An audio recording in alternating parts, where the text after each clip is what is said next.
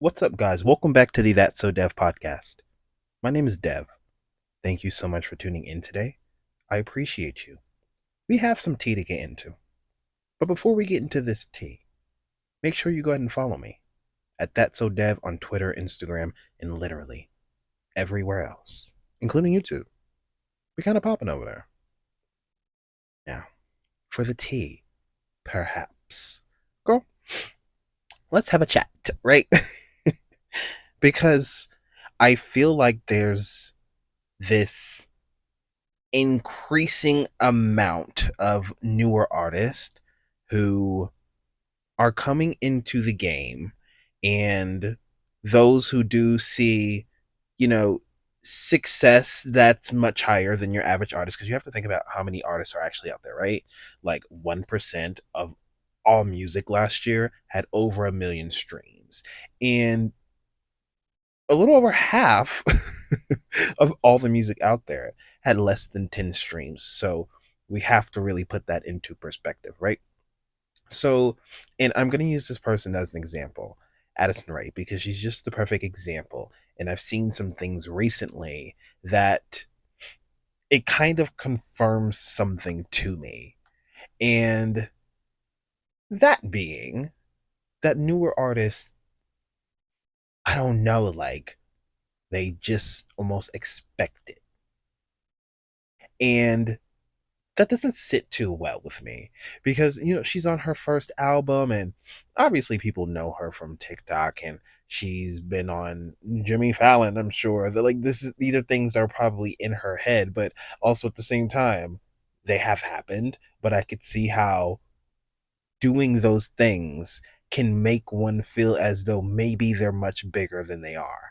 And that's not shade, but the reality of it is that an artist putting out their first body of work and their first batch of songs ever, and they kind of have this expectation, oh, that I probably should be getting a VMA award. And long story short, she did have an expectation. She was kind of like, it's disappointing when you're essentially putting work into this space and you don't get recognized for it. And it was just interesting to me because, and I'm sure it is, I'm sure you dream of getting there, but you don't just get there. A lot of people don't just get there on their first album. There's a lot of people who haven't gotten there on God knows how many albums they have. You're not just going to release an album and because you have a name that's known on TikTok and blah blah blah blah that you are going to get VMA nominations and things like that. Like, I don't feel like that's something you should be expecting, right? I mean, we do have cases like that. I am a massive Normani stan, and that is to, you know what I mean? There's an understatement there. But it's like she got a VMA award for her song Waves, and her VMA kind of revamped this R&B award that was at the VMAs that we hadn't seen since I think Beyonce wanted to check up on it, and that was a decade plus. So it was a moment because we kind of watched music at that time kind of make its way back into the R&B mainstream type tea. Like, I just feel like R&B kind of made its way out of that mainstream space. And during that time period, R&B was really really taking like I R&B was having a moment. Like LMA, like she was popping off. We had Trip, we had Boot Up, and it was just kind of that era of that R&B and hip hop sound really just kind of expanding in the space. And I think that my good sister really took advantage of that. I mean, that was, naturally the lane that she went down, but you know what I mean? It was the music that she grew up on, essentially. And I just kind of feel like I feel like she did it well. She did it very well. When I look at Love Lies, there are several different types of lanes. You look at Wild Side, and there's just a range to the space that Normani takes up in R&B. Look at her album, and I think there are multiple layers to her. And one of those layers are the fact that she's a visual queen. Hello? No, no. Pause. Let's talk about it because Normani is a visual girl. And so when she does things, they push the boundary every time. Because look at Waves. Waves is really just, to me, a masterpiece because of how intellectual the song is, but also the way that the video at the same time, it kind of, it really elaborates even more on the song sonically, lyrically, and just kind of, I'm trying to think of the word.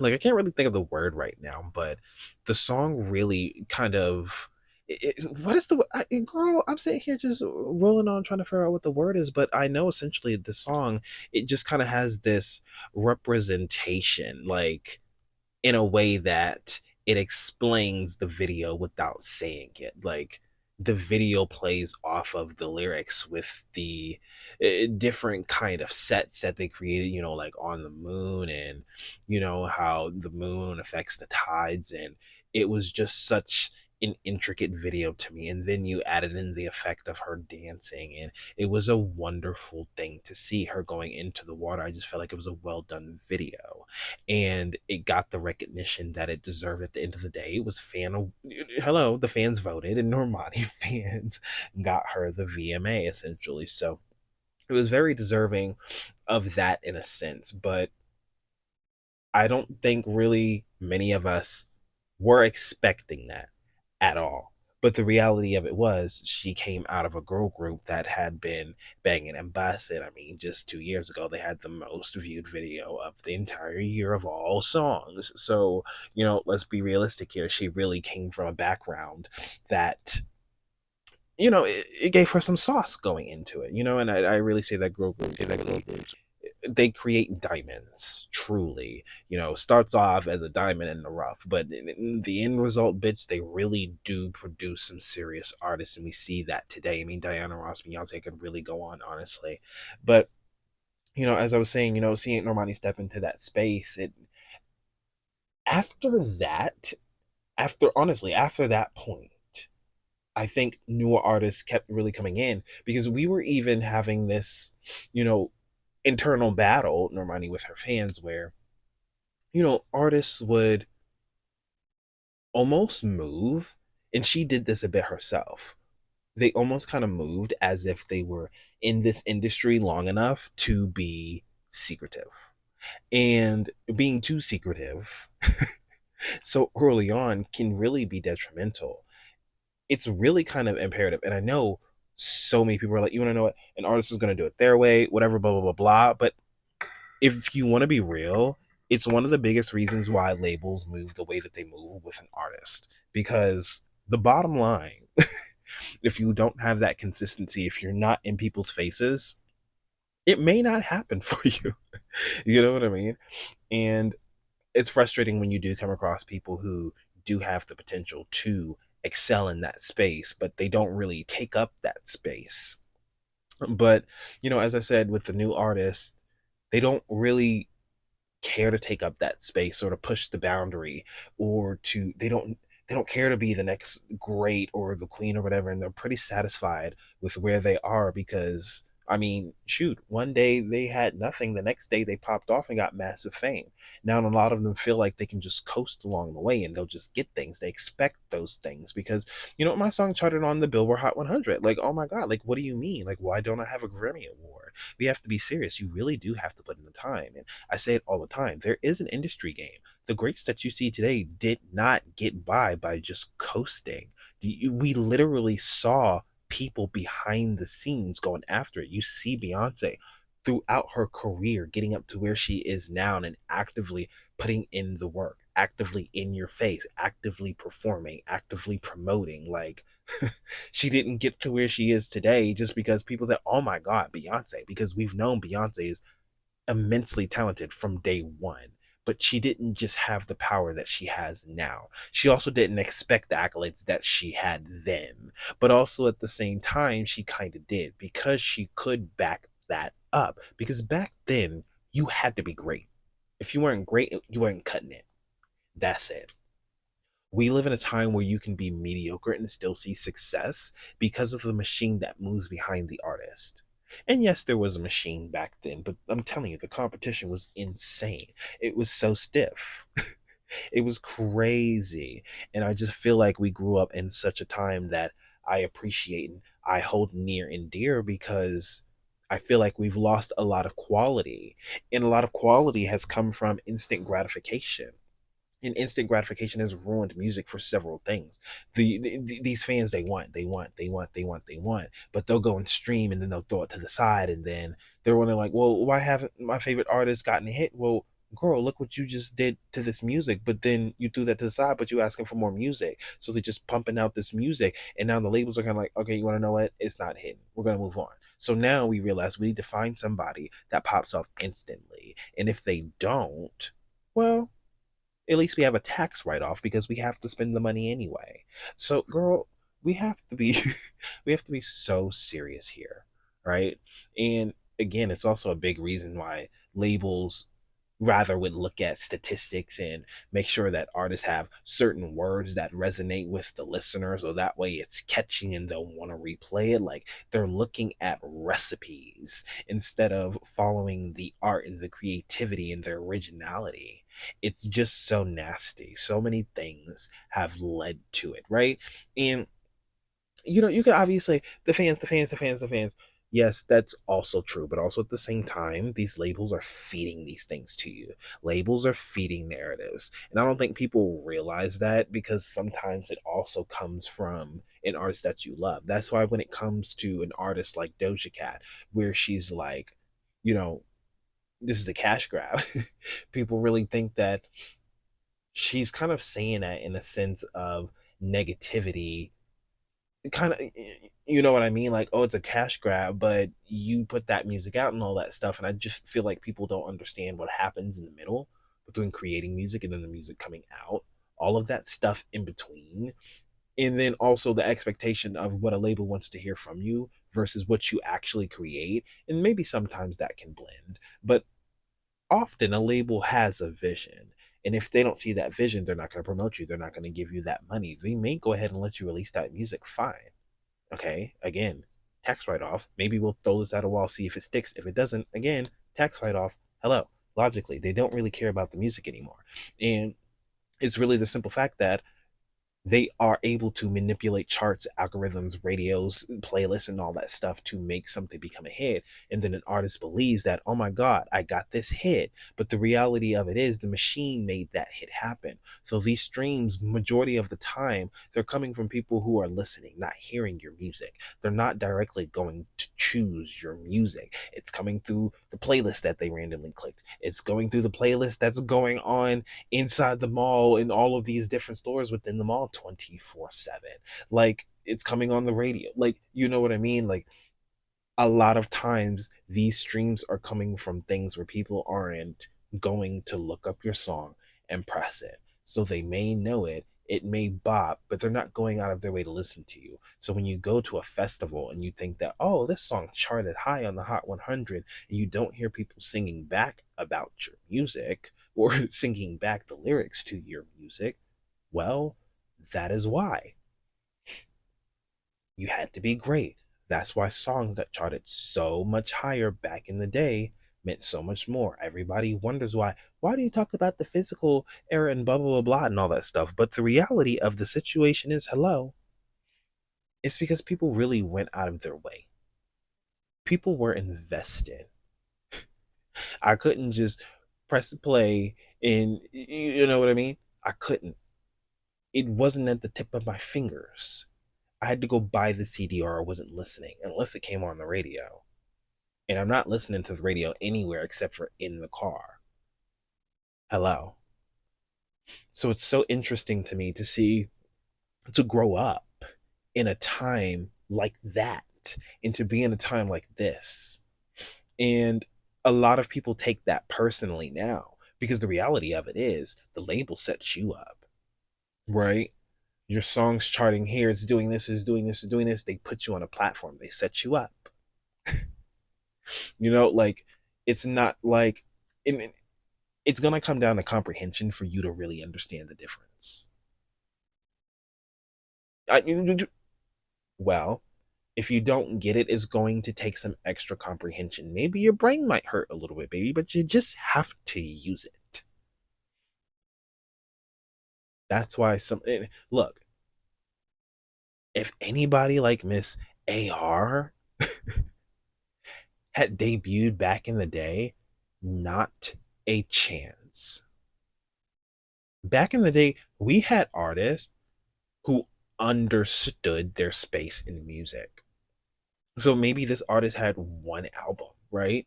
That they really pushed and they had this one hit wonder or whatever it was, but we still remembered them for that. They didn't give us more than what they needed to, right? Like honestly, maybe some people just need an album. Maybe some people just need that song out there. I don't know. But it's just such a stark difference in the industry now. Like you could literally be nobody today, right? Nobody in the sense of fame, right? I don't think anybody's really a nobody, but let's hypothetically say that, right? And then your song pops off tomorrow, and your song magically debuts number one, top 10 on the Hot 100. You would probably have a Grammy nomination. That's how that's how easy it is for you. You get that number one single or album, Grammy nomination is yours. Now, it doesn't mean that for an already established artist. Before a new one, chances are yes. Mm-hmm. And these labels will do anything to get that because the price goes up if they do now. You have the title. That's what it's about now. And how sad is that? Y'all, I'm over it. I really am because it seems like nobody want to work out here. It do. I'm listening to it from rappers, from singers. Like, does anybody want it anymore? Does anybody want to be the best? Does anybody want to be the next legend? Does anybody want to be on top? Where is the hunger in the industry? I'm disgusted because I'm so tired of seeing the hunger. I've been seeing the same hunger from the same people over 10, 20 years. From the same people. And nobody is hungry. Everybody wants to be mediocre. Truly. And they're fine with that. Oh my goodness. Girl, get up. I don't know, y'all. I'm hoping that, we're finding our way back to this time when it was quality over quantity. When we didn't release things until we knew that they were good, that they were solid, where we got behind songs that meant something. Because it's also interesting because it's always it has also reflected in how people perform, right? Because we've lost the art of a male pop star. We really have. And that's the reason why when you see somebody like Benson Boone flipping, some people gag at that. Because that's how low the bar is. But if you are a female, you have to put on a whole production and stage and all that stuff. Well, we need some new male pop stars. I mean, we've seen it from Little Nas. He's going through his own little thing right now, and his health first in my mind, right? And also at the same time, unironically, it has probably set him up for the comeback that he has been trying so hard to get, right? And I hate to say it like that, but it is true. So when he does make his return, when he does, instead of whatever he's struggling with over there, when he does step into the studio and releases that, he's going to have a moment. So, I don't know. I just feel like we're going to need more male pop stars, y'all. What is it going to take? I'll be waiting. Anywho, that's all I really had to come on here and have a conversation about, y'all. I'm not on here to talk about too much. Just on my mind about how these artists, I just feel like they're not invested. They're okay with just, like I said, coasting. I don't know what that's about, but I hope we're on our way back. I'm seeing several artists. I mean, seeing people like Sabrina and even Chapel and Olivia, there is hope there. Seeing people even like Miss Willow.